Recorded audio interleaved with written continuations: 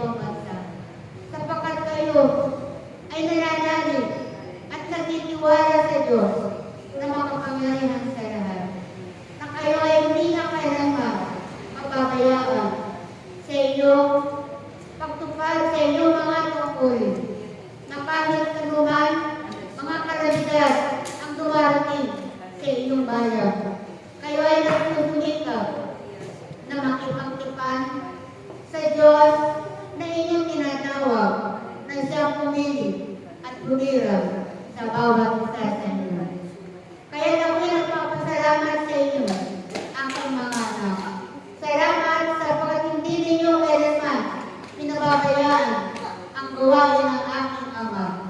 Tunay nga aking mga anak na kayo ay karapat-dapat na daluyan ng mga biyaya at pagpapala ng aking Ama makapangyarihan sa lahat. Kaya aking mga anak, asahan ninyo ang pangako ng aking Ama sa bawat isa sa inyo, na ang kanyang pangako sa komunidad na ito ay ninyo na matatanggap, aking mga anak. Sapagkat nababatid ng aking Ama na kayo ay karapat-dapat na pagkalooban ng ganitong biyaya at pagpapala. Aking mga anak, huwag kayong mag-alala sapagkat sa lahat ng oras, sa lahat ng pagkakataon, kayo ay laging sinasamahan ng aking Ama. Kayo ay patuloy niya pinababantayan ang kanyang mga libo-libong anghel upang kayo ay kanyang ingatan at piligtas.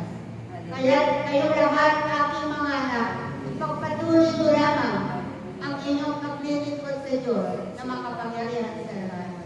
Ipagpatuloy niyo lamang, aking mga anak, ang inyong pagtupad sa inyong mga tungkulin, sapagkat kayo lahat ay kanyang gagantimpalaan.